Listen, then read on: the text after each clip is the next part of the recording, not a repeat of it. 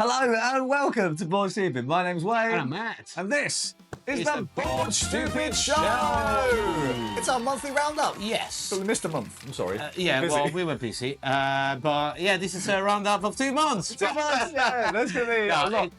But we're going to do a special UKGE version of the Board Stupid Show. So in this show, we talk about what games that we played, what games that arrived and we still need to play, a lot of them. Of course, and we got the community corner with your comments, and we're going to talk a little bit of what we are expecting from UKGE. Now, we already made all the top 10 to buy, most anticipated, hidden gem, the mega guide. This is more like a vibey. This is in our regular schedule, a bit more vibey, little focus on the UK Games Expo, but just some of the games that we played to try and get a feel on if you want us to cover them more. Yeah, exactly. So let's cut short and go. Rolling dice, feeling nice, cardboard dreams and game schemes. Click subscribe, it's a vibe. Board Stupid's all we need. Board Stupid, game reviews for you and me. Board Stupid, here's what you should play and see.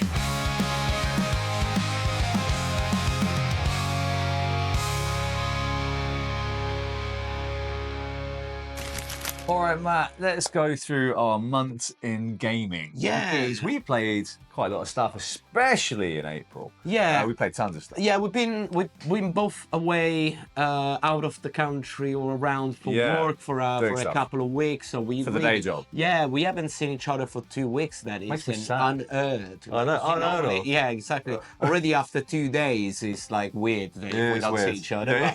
Yeah. So that's been like the play counts went a little bit lower these in May, couple of months, but still played a ton of stuff though. So let's start.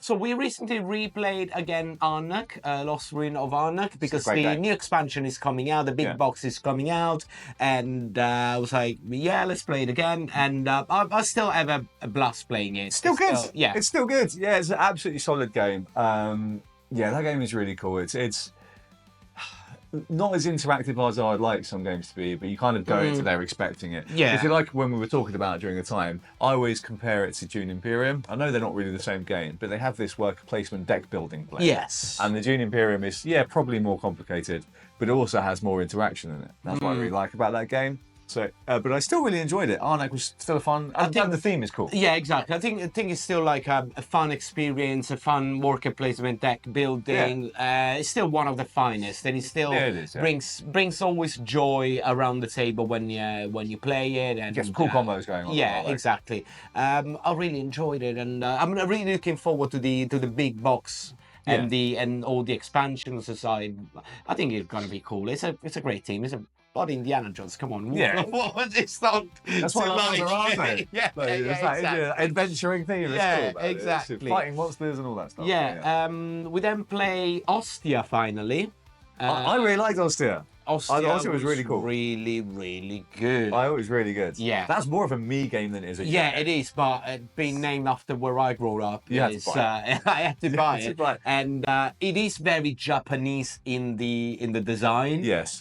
Like the UX and everything. Yeah. It's really Japanese, but in a very, very nice, fine, clean, and it's a beautiful game. Yeah. The production is extra. It is extra. The box is extra. It's bonus. It's a big box. But yeah, with this so basically everybody playing on their own board, and then you got like on the larger board you got like a track, like a racing element into where you sail your boat through the market. You can choose which path you want to go, and this or that will gonna give you different bonuses. Going to the Roman port. But the core of the game is your own port. That is your Austia, the Roman port, with this Mancala mechanism where basically you move your boats around and trying to get the resources there are in each section, but you need to kind of like kind of like think about it 3-4 turns ahead. It's of a brain mash. Where It you're gonna move. Brain mash. Yeah, it could be for whoever's a little bit AP prone. That is You're is a gonna melt. You're gonna grind to a halt. Yes, because it's kind of like programming your board. It's gonna be like the loading sign on Chrome. Yes. You could be doing that. Like, But no, absolutely great experience. We're gonna play more. it's We really got good. the pirate expansion as well, so we will probably try to add that one. But I wanna play that again. It was It's really good. good, Loved and it. I don't think the player counts really mattered that much because it's almost simultaneous. Well, not really, but Yeah, you're there- thinking about your turn in advance. and- yeah, there is not much interaction between players. It's more like a multi-solitaire. Yeah. But the puzzle that gives it, I found it fascinating. And Very much and the race to the points is really, a little really bit of good. denial there as well, which is quite fun. We also got a classic to the table. Yeah. I got Matt finally to sit down and play his first ever game of Hands of Tuton. Yeah, the brownest of the brownest. It is very brown. I did one with a You won? large Yeah. without knowing exactly what I was doing. That's fine. I explained the rules terribly because it's been a while since I played. No, you didn't explain terribly. I was just like forgetting bits and then getting upset. Was like, oh, you haven't told me that. Yeah, but that is me. I'll do it a lot of times. But it's fine. I think like a second playthrough would be significantly better. I think, Yeah, 'cause once- yeah. It's a bit of a weird game. And so once you get the hang of the first playthrough, everything's, okay, I get points for this, I get points for this, I get points for the different area controls. Because there is some area control with the different places that you get points for having the different towns. And then competing to get the routes. But it's such an interesting game, I find. Going back from like, was it 2007? yeah, it's quite. It's like yeah. it's a cool game that I think holds up really well still, and it's a very clean design. It does. I think it's one competitors for to go onto the back to the board. The other video. The retro series. The retro series that we're doing, so I think it's a good contestant for that. We might talk more about Hans in the future. We'll do a couple more plays how he first. holds up at today. Absolutely. But what holds up really well is the White Castle, because we finally managed to get to the table. And we listened. Yeah, now it's been a couple of months since we started playing it. And you were love right. it, I love it so much. It's it could be It's one really of my good. favorite game, like in general. In my top 40. Could be in the top 40 It's gonna next go year. in my top 40. Woo! Yes. So it was really fun, and like it is one of those games that is so tightly designed that it leaves you hanging and wanting to do one extra turn. Yeah, but you can't. You're like, it's like super limited, so you can never do everything that you want. But I like that. So you have to really pick and choose and be very careful. There is zero margin for error in the White Castle. So you make one wrong mistake in terms of efficiency, you get fall behind. Because at the end of the day, you got something like nine action that you're it. gonna take throughout the game, not in the end. So each one you really need to weight it very, very well. And on top of that, the high replayability that you got, because on the castle board, like basically everything changes. All the scoring mechanisms are gonna change every time that you play, and the placement where you put your workers. Those are gonna always give you something different every time that you play. So I'm really glad that we finally took it out from the shelf and put it on the table. It's really good. And I'm really thinking about getting the matcha the expansion. So I like that. It doesn't outstay its welcome as well. That game is done in an hour.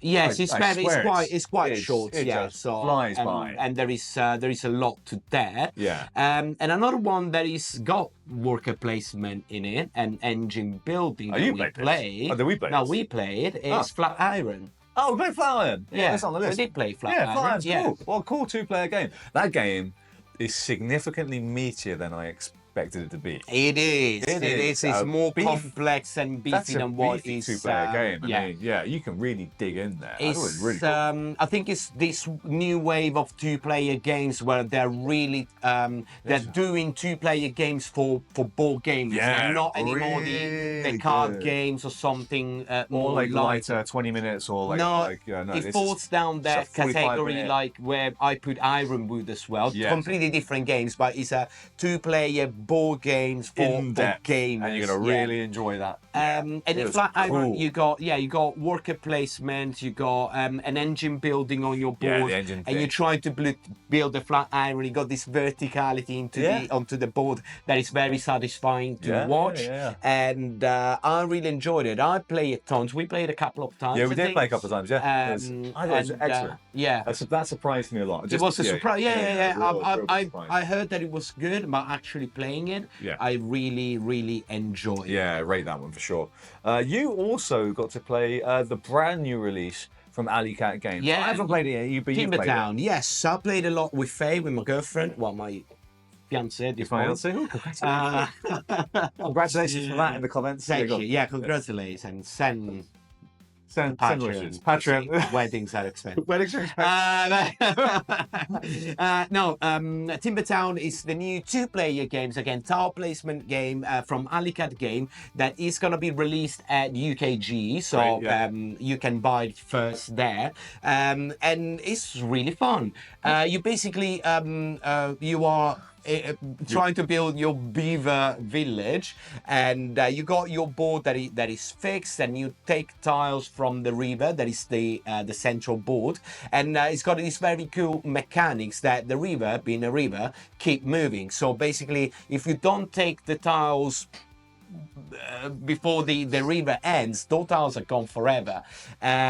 So there is a very interesting how you can manipulate the market. You can stop someone else from taking this or that tile. Nice. Each tile needs to go, your board is divided in 4 columns as for the market, and you need to take, if you take a tile from column 1, it needs to go on your column 1 of your board, and then you got your scoring mechanisms that is kind of like you got cards that are gonna tell you in this game you're gonna score this and that, and normally is having certain amount of this or that type of tiles, connecting this or that type of tiles, having more tiles than this, and having certain tiles in certain position. Again, you got different scoring cards, something like Cascadia style, that you mix and match every time that you play. So you got and for a 2-player games, I reckon it's gonna be a very good alternative to something like Patchwork, for example. Nice. Because it's nice and breezy, easy, family, but it's very good and very good production. Yes. Good 2-player game. Yes. Excellent. We also got to play a game of Molly House. Finally. Thank you to Rob and Kylie. Thank you so much for having us over to your house and showing us Molly House. This is a game by Whirligig Games, which is kind of a side company for Cole Whirly. Yes. He does his own games through there. Obviously, they also did PAX Premier and John Company and those sorts of games. And Molly House is the newest one from there. We've talked about it a few times in the Hype Factor and then a couple of UKG videos. I was very excited to play this game, and what an interesting game this is. This game is more of an experiential. Yes, that's what we said. It's not a game in se. It's an experience. You are partaking in the story of the game. Yes. Which plays, and you act within that, and you try and do your best to do whatever it is you try and do. But you can't account for the other players or for the card draw or for the dice sometimes or for some other things that are going to happen to you. It's really interesting seeing and kind of leaning into the vibe of the game. Yeah, you got the story that unfolds before your eyes while you play, and every time you play is a different. It's going to be a different story. This emergent gameplay driven. That's why more than the mechanic itself, because at the end of the day, you're rolling dice, you're moving across around a map, something like a Monopoly style. But you can go back and forward. But choose dice, if you think the board looks like a Monopoly board, in each one of the tiles you can take some of this or that action, getting cards, getting more cards. Throwing the parties, that is where you get the core of the mechanic of the game. Kind of poker-esque thing, cooperative kind of poker to try and throw the best party. It was such an unusual game. But the game itself, the mechanics, they're not the game. No. The game is very much the feeling that you have at the end when you finished it, and the story. That was generated. That experience, is proper like experiential around the 4 people around the table, and you kind of like getting the feeling of what the game's trying to Tell you. express. Yeah, is, yeah. You're very much so. Yeah, so Such a again, brave game in terms of design. it is. I will play again, definitely. I'll definitely play again. But I will not play for the game itself. I will play again for the experience. It's one of those games that you need to have the right people around the table You got to lean play. into it. Don't worry about the winning and losing so much. Yeah, that's not. You Exactly. try your best to, Yeah. but that's not the point. Yeah. So the point is what happens at the table. Yeah. I thought it was fantastic and fascinating design, and those mechanisms help create that experience for you. Yeah, very brave game, very interesting design, and one we'll definitely play again, I think. Yeah, absolutely. And then, of course, as you saw on the channels, we played a lot of Eterna. We played a lot of Galactic Cruise, Fellowship of the Ring. So go watch all the reviews that we've done for those games, because we really, really loved them. Absolutely. Matt, moving on to arrivals, because it never stops with the postman knocking on your door. No, it doesn't. It doesn't. That's what we like to do, isn't it? My door as well, they come in constantly. Yeah, exactly. And that's a nice thing. So some games that have come in recently, and again, you spoke and we listened. The other big game that everyone was talking about, telling us to play, was this. Andromeda's Edge. So we got a copy. Yeah. So haven't played it yet. We will try and play it. We didn't have the time, so at this point, but he's going on the table very, very soon. So we will let you know what we think about it. This is definitely. Yeah, it's a huge one. So and people love this game. People are really passionate about this one. Even in our comments, we heard a lot of like mix and match. Like some of you guys really love it. Some of them a little bit more on the defensive. Some ones didn't like it. But again, we'll find times and we'll play this See what all the fuss is bad about. boy Absolutely. really soon. Next then one. we got this one that I think is one of the best artwork that I ever seen. I've never heard of this game. Dungeon Bra. Dungeon Bra. Dungeon Bra is a card game with this very quirky artwork. It's absolutely insane. Amazing. The It's production so good. inside is super, super good. You got the even the mats as well inside. I got play mat in and all there? the cards. Dang. Yes, it's and all the card sleeves. Again, this one is more on the lighter side. Card games for up to 6 players. Well, yeah, we need to play that. That was cool. Yeah, this is definitely. I started learning the rules and seems really, really cool. So this was Dungeon Bra. To add to the list. Very nice.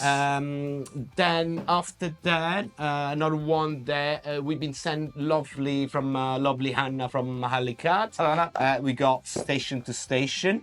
This is next on our playlist. This is very much could be tonight or tomorrow. Because again, work is terrible. Yeah. I don't want to work anymore. I just want to play games. So, Gosh, I wish.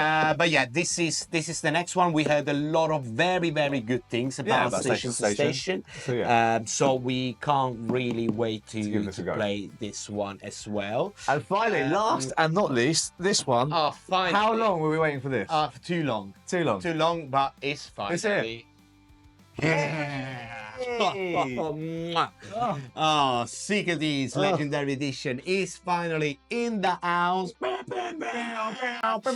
And this is the game that we were most more excited at the end of last year. It's been delayed a little bit, but it's finally here, and this is going to the table ASAP.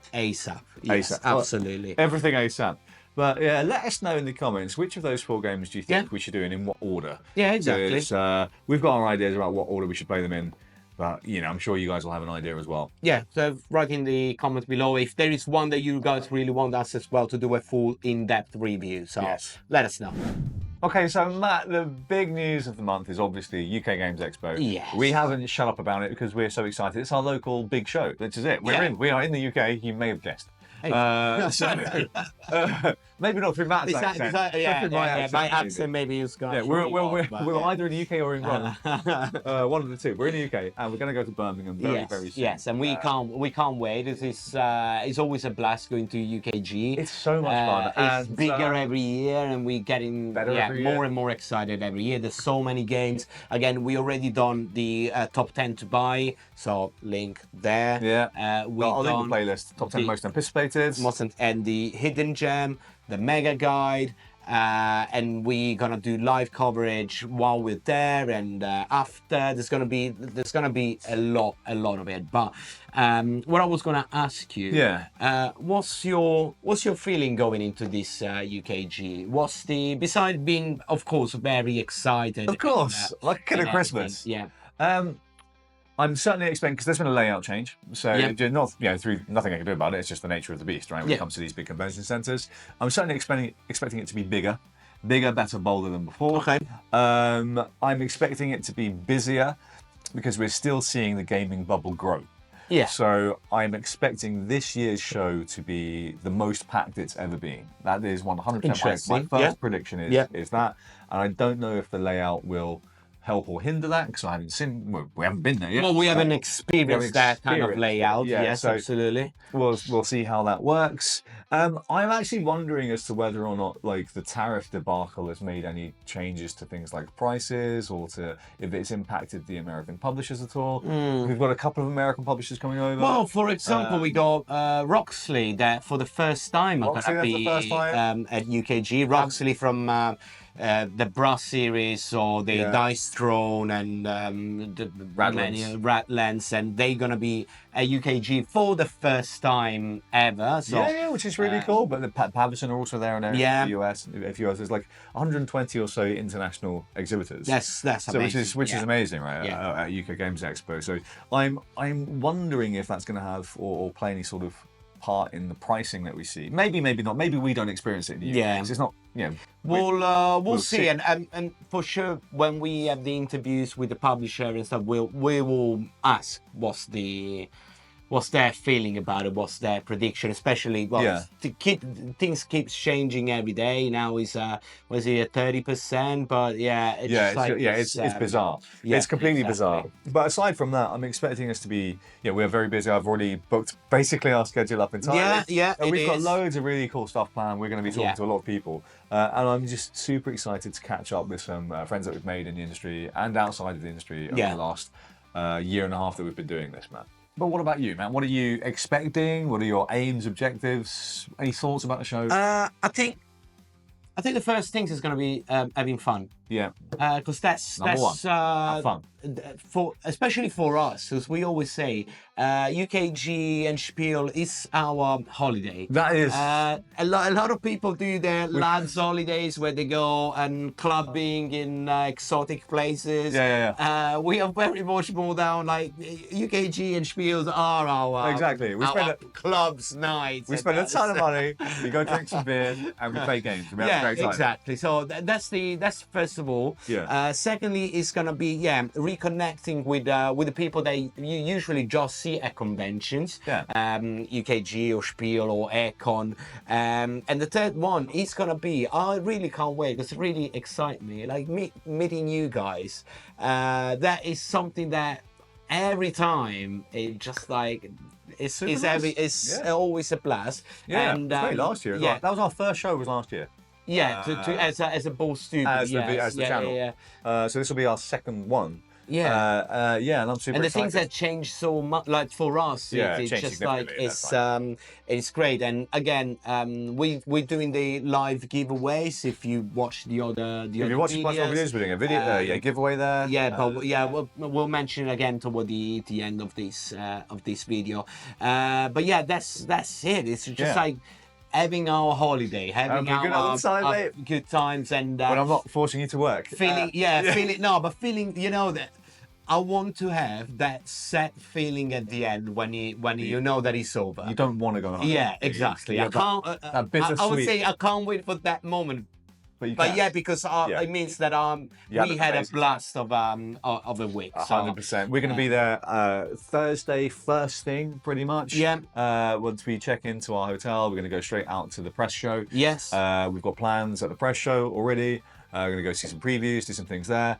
And then again, from first moment to the last moment, Friday, Saturday, Sunday, me and Matt are going to be stalking the halls. Yeah, and just playing and talking and gaming, talking, chatting, hugging, meeting people, all that stuff. So absolutely. But if you want to know more about the show, check out all of our videos. I'll link a playlist there of all of the 2025 stuff because there's a ton of it. Yeah.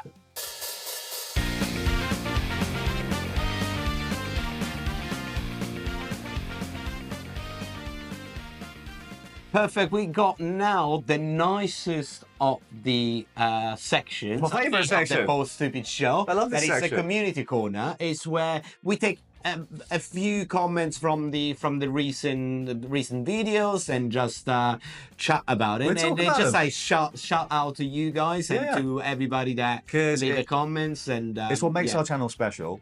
Is our amazing commenters and our subscribers. Absolutely, yeah. We have some of the best, I feel like, in board game YouTube. Yeah. We have such smart people, significantly smarter than me.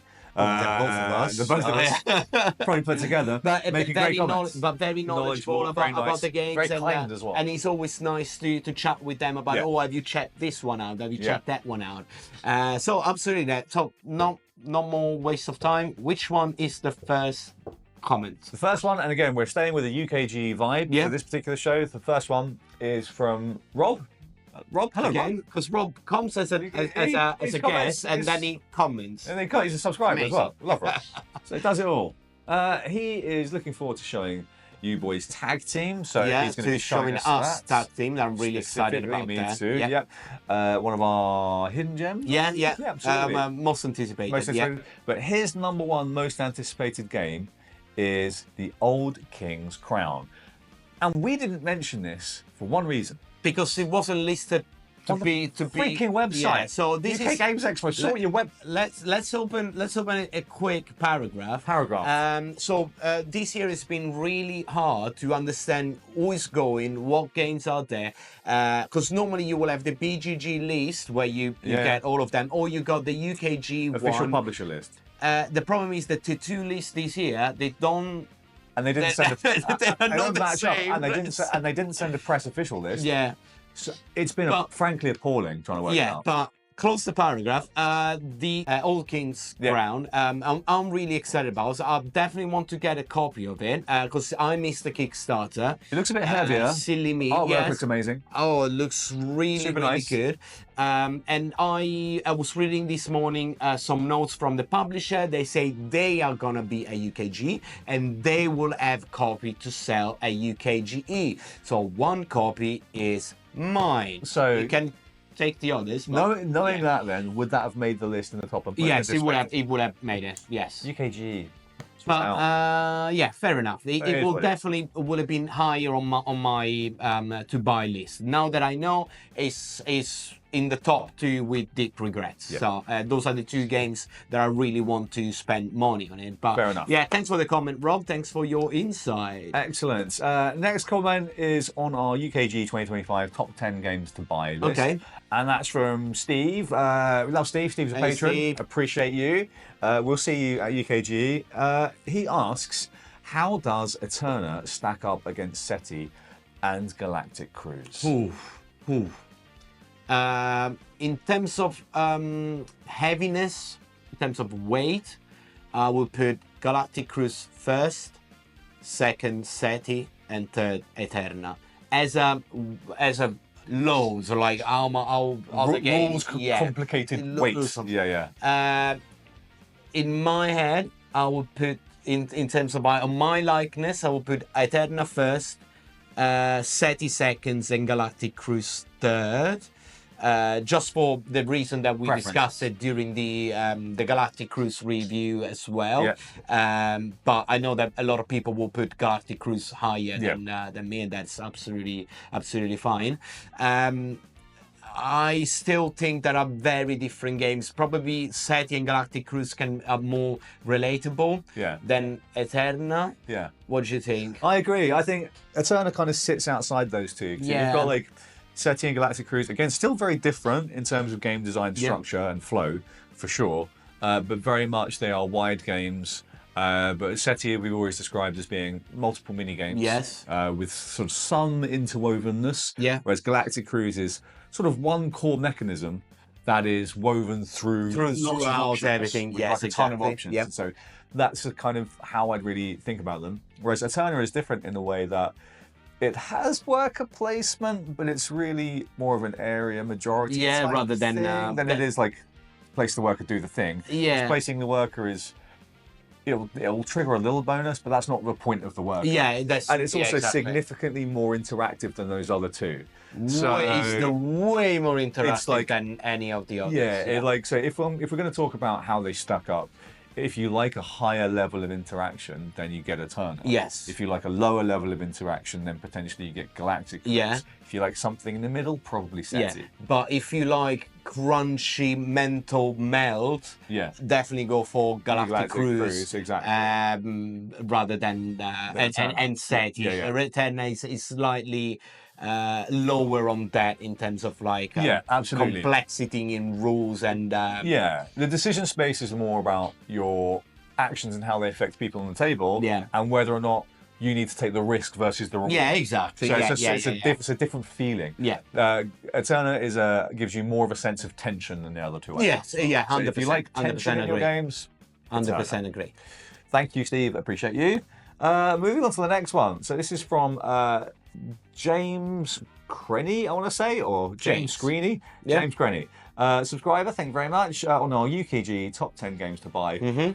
James says, I recently found this channel thanks to your preview of Neon Hope. Great game, by the way. Thank you. Thank you very much. And I'm really enjoying your energy and chemistry. Thanks so much. Woo-woo. Appreciate you. He says, this is a really fun list.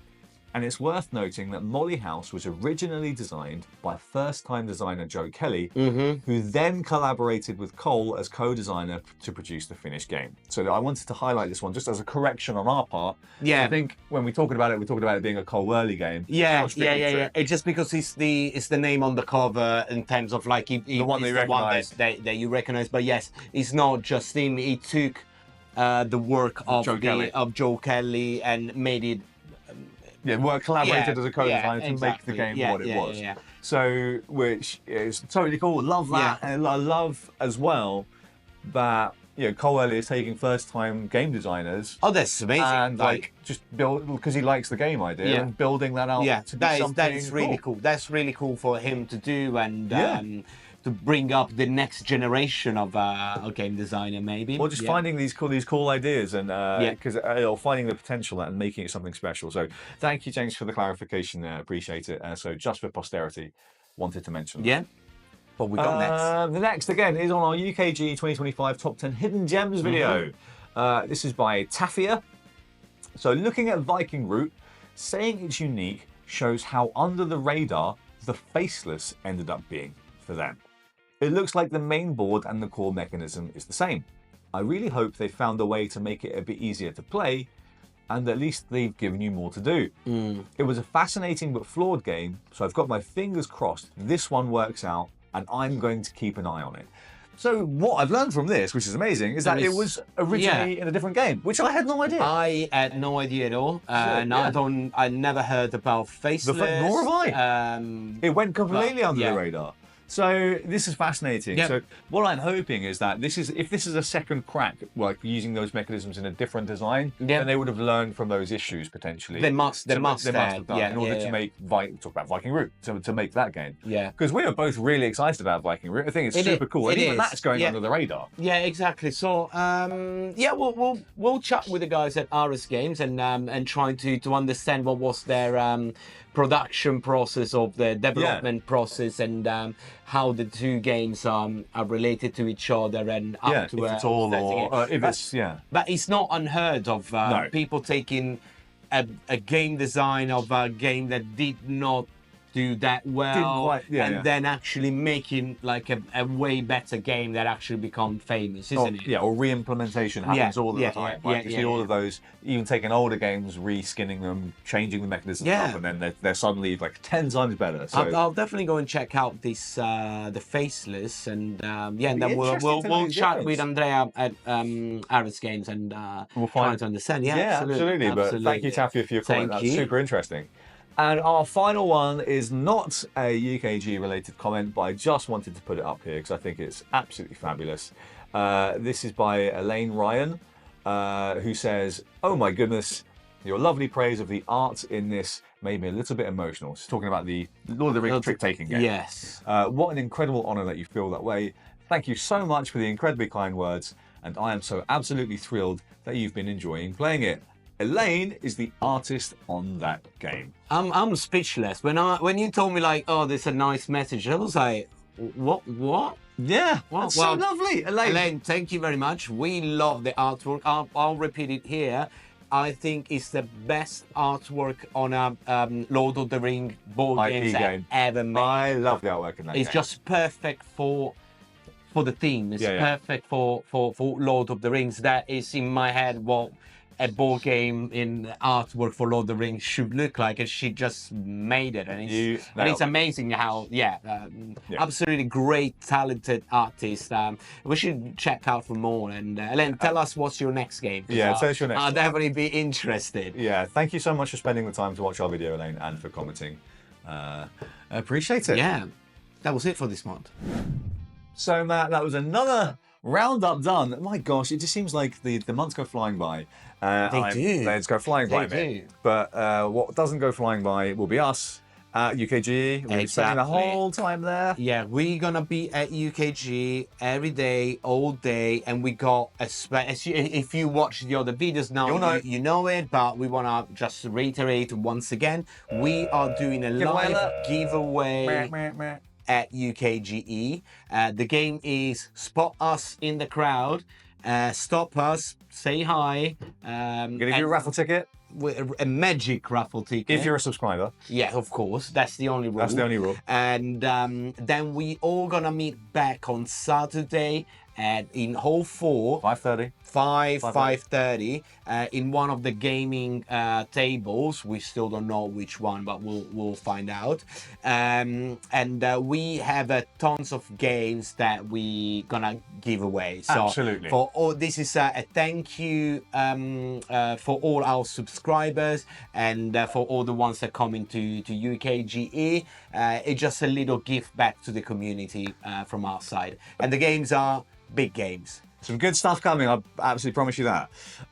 Some of them might have been nominated, like mentioned in this video as well. So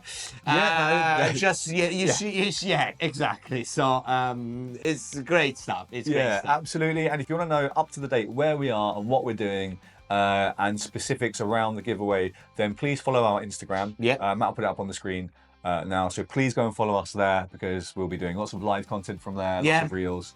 All the end of day some of the end of day roundups will all be on Instagram. and all the info about the giveaway. So you can track us relentlessly on our Insta. Yep. And on top of that, if you still got 2 minutes to spare, the Patreon is there. Check the Patreon. Yeah, you can find a lot of stuff that we already uploaded. But on top of that, during UKG and in the weeks after, there's going to be all the interviews that we're going to do on site at UKGE. They're all going on the Patreon. Exactly. So if you really want to know, hear from the horse's mouth of the industry people, all of those are going to go into the and we have a couple of very special guests that we're interviewing. So that's all going on the Patreon. So if you're interested in that, please go check that out. Yeah. Other than that, check out the rest of our videos as usual. Hit the subscribe button because that's free. And we'll see you at the next one. No, at UKGE. Sorry. I'm sorry, UKGE. At UKGE. Ciao. What's to be, game reviews for you and me. What's to be, here's what you should play and see.